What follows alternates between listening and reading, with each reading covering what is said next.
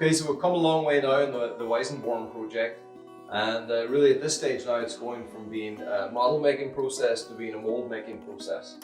Yesterday evening I just finished off the flange. I added on the wooden sides here and finished some of the filling.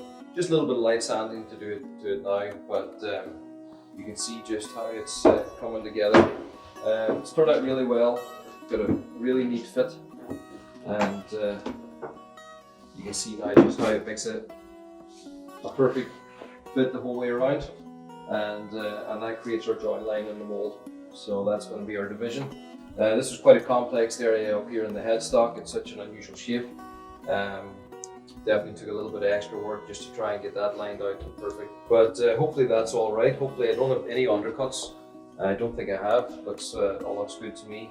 We're going to take now and spray a layer of polyester over the top of the flange just to seal all that in, and then I start the process of making the molds. That process is going to be a little bit spread out over a period of time, so what I might have you do is follow along maybe in some of my other daily projects, and we'll dip in and out of the Weissenborn as we go.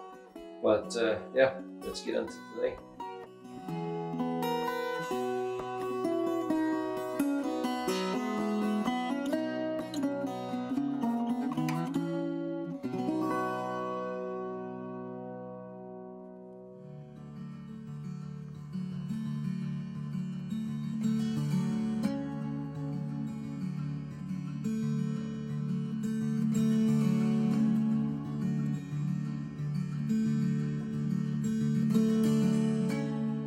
So we've coated the flange for the Weissenborn guitar and with polyester. So while that's waiting to dry now, I'm going to work on some other projects. So today I've got two Super Treble Harp guitars that I'm going to be working on. So I thought I'd just give you a little bit of insight into how I do this. This probably looks like a pretty brutal thing to do to a guitar. We take one of our standard Harp guitars that's all been molded here. You can see it's just straight out of the mold. You can see the join lines, which gives you a good idea of what actually we're working on at the moment, building the flange that gives the join line. So this, you can see the join line on this guitar. So I'm going to sand all these away, and then I'm going to cut this section off. So literally just with a grinder, we're going to cut that away, and we're going to remold this whole section. I've got a mold that we've designed already that gives that profile, and then we're going to mold it right in here. This is one of the more drastic modifications that we do here.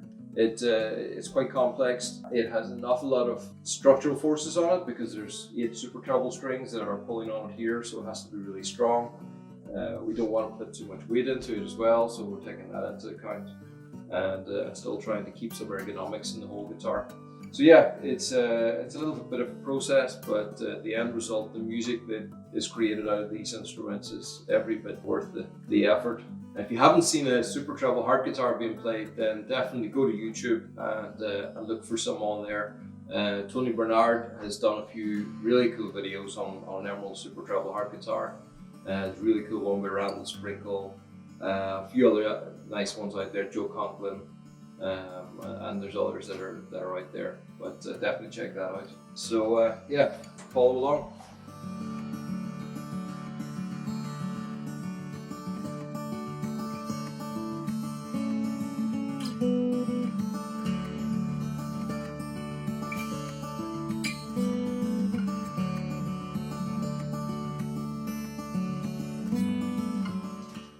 So I made this little template. It's just a molding off this area, and it's designed to show me exactly where my cut line should be. I'll mark that. Scrape it with the blade.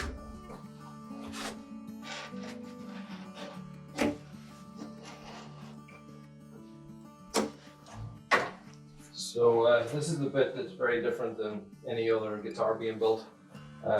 Not really sure that many other guitar builders build a guitar and then cut pieces off it.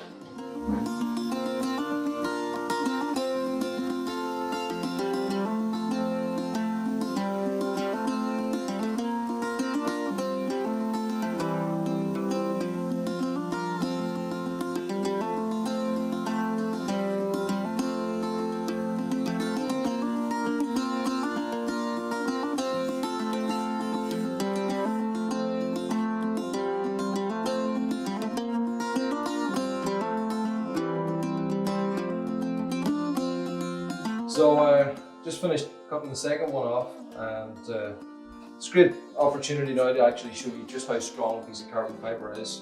You know, these are built pretty much in one piece, and it's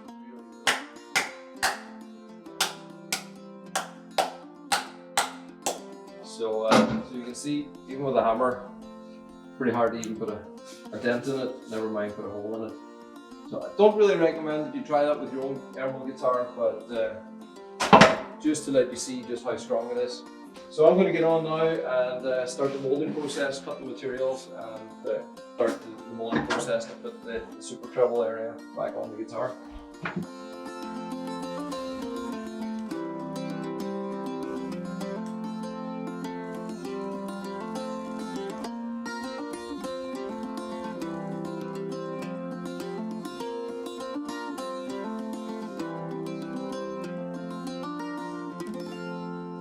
Okay, so now what I'm going to do is just laminate a combination of fiberglass and carbon fibre into the mould.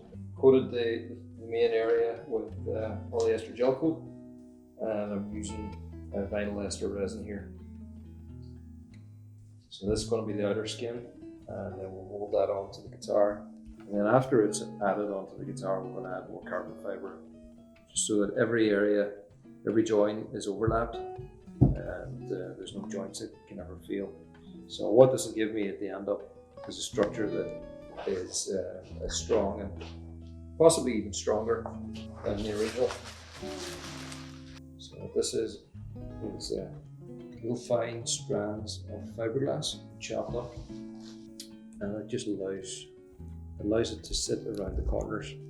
Fiberglass, if anybody's ever worked with it, and I'm sure there's some people watching that have worked with fiberglass, it doesn't like going around corners. It tends to like spring back out and cause a lot of problems. So on little tight bits, we use these little strands.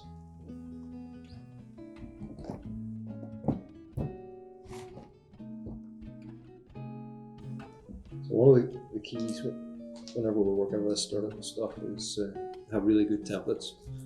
So we spend a lot of time making templates of all the different pieces of carbon that we have to cut, and it makes life a lot easier rather than trying to slice it to size as we go along.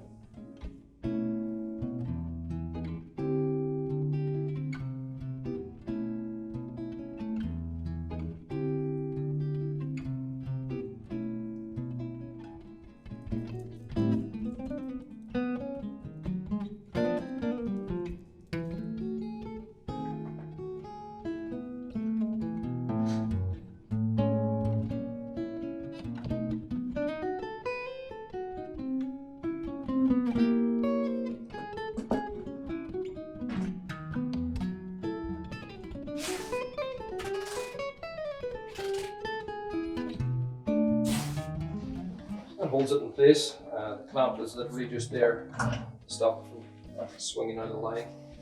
And what we're going to do is just add some carbon braid. It's good stuff because it's got a lot of strength, but it also conforms very easily.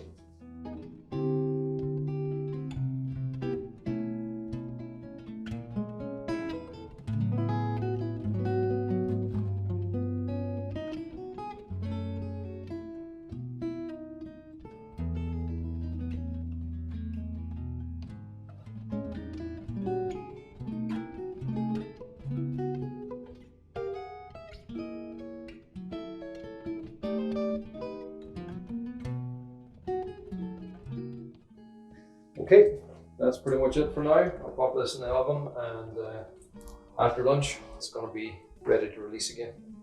Okay, so it's been in the oven now for the last couple hours baking. So all the resin is hardened up.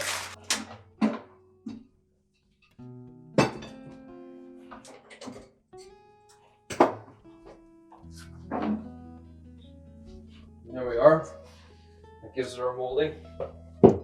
So that's not completely the finished moulding. We're still going to have to put extra carbon in here and join together. So that's really just the outer skin. You can see how that just gives me the shape to work with. And this all has to be filled up level here. extra carbon put in again, blend it in, and then we'll add on the bridge for the super trebles. So hopefully that gives you a little bit of extra insight into another process that we do here. We'll do a little bit more on that, and then we'll get back into the Weissenborn.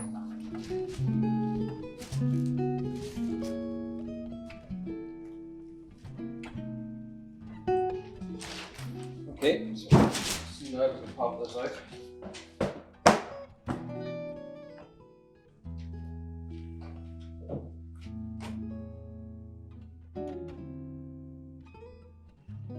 Okay, so that leaves it now with a perfectly tight edge, nice even flange. That's what's going to give us a really nice joint in the molds when we're finished. So that's pretty much it for today. All I have to do now is do a very light bit of sanding on this, and then it's on in tomorrow. Putting on the first layers of tooling gel coat, then multiple layers of fiberglass, and that's our first skin on the mold for the back of the guitar. So yeah, great progress. Tomorrow will be pretty much 2 weeks into this, so 2 weeks just to get to the stage to start to build the mold. So that gives you a little bit of an idea just how much it involved in bringing a new emerald model into the world. But I think it's going to be worth it. I've been talking to a few people already that are getting pretty excited about the whole project. I can't wait to hear how this thing sounds. I think we're probably looking at another 2 weeks before we actually have a finished guitar. All will go well. Yeah, so that's what we're aiming for. 4-week project start to finish. Thanks for following along, and we'll see you again tomorrow.